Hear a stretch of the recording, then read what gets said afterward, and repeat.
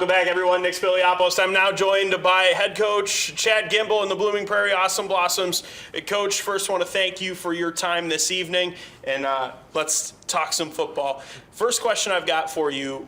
We learned that there are 50 years combined head coaching between you and Coach Mensink entering this matchup. I asked him this question. I'll ask you the same. What keeps you coming back to coaching football year after year? Well, that's an easy question. It's the kids, 100%. And I get up in the morning and pretty tired and go through the day at school and pretty tired, and all of a sudden football practice starts and I feel the energy kind of come back, and that's one thing as coaching, but it's the relationships that you build with them, and the relationships afterwards, and having kids come back and talk to you and just reminisce and just tell me how great everything's going, and makes it all worthwhile. Bradley and Brady, what's it like playing for Coach Gimble?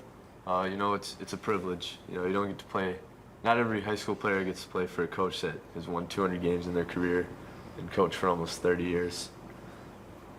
Yeah, I'd say it's an honor too. I mean, there's a lot of trust in our coaches, and just keep playing for them every day.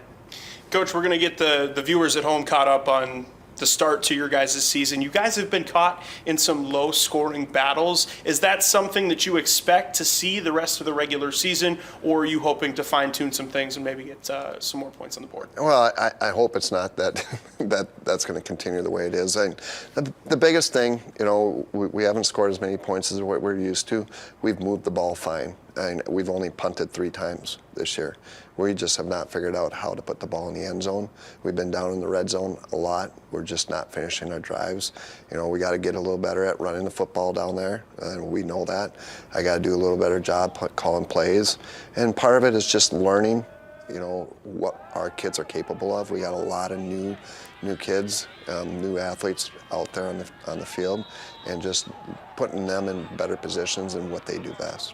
And for you guys, how hungry are you to put those numbers of points on the board and get that first win of the year? I'd say we're ready. I mean, we're used to scoring a lot of points, and you can really see that practice now. We're hungry. We're ready to go at them. Anyone that's in front of us, we're going. I'd say we're pretty hungry. I mean, low-scoring games, we're not used to it, like Brady said, and we're trying. Yeah. Coach, another thing that I learned about the Awesome Blossoms during the preseason, you guys implementing a brand new defense.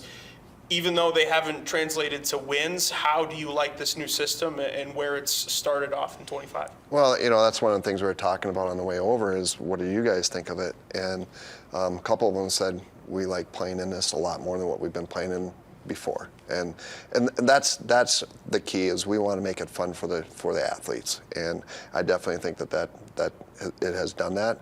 We're still learning, and the athletes are learning, but coaches are learning too. We get done and we watch film, and how can we teach that better? What do we have to do? What kind of drills can we come up with that makes our defense, where we're lacking at, get a little bit better, and I think each week we're going to keep improving. And for you guys, what makes the new defensive system fun? Like Coach just said, he got your opinion. You say it's more fun, but what makes it fun?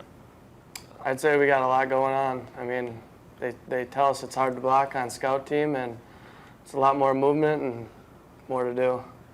The movement for sure. I mean, I'm always moving, and it's more fun because I'll never know where I'll be next. But I'm always hunting for the ball. It's fun.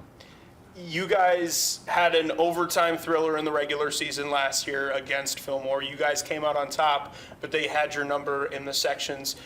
For Bradley, we'll start with you, and then we'll move to Brady. Just how excited are you for this opportunity to play Fillmore again?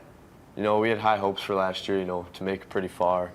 And, we're hoping we can get back on top this year, because we only get to play them once this year. So we're in different sections, and we hope it turns out differently. Yeah, I'd say it's a great opportunity to get back at them and hopefully win this game and keep moving on. And Coach, how do you plan for a team with a 2-0 record and a lot of momentum heading into week 3? Well, it's the same as preparing for an 0-2 team, and nothing changes. And you got to take a look at what do they do well, what do we need to take away, who are their athletes, and then come up with a game plan that fits to taking that away, but also fits your athletes. And the biggest thing is, they're just another jersey in front of them, and we got to go and approach it like that. Obviously, we know they're very good, and they've got great tradition over there. So, but the bottom line is execution. We've got to execute. We got to take care of ourselves first, and that's the biggest thing. And we've made a lot of mistakes. Coach, I make mistakes. I go back and look at film and wish I could do things differently, and I know the athletes do as well. And we keep working to improve, and that's our ultimate goal, is be better this week than we were last week. And we saw that. Week 2, we felt like we were a lot better. The outcome wasn't as we had hoped, but I thought, we were better week 2 than we were week 1. And we're continuing to build for the end of the season. All right, Coach Bradley and Brady, thank you so much for your time this evening, and best of luck on Friday. When we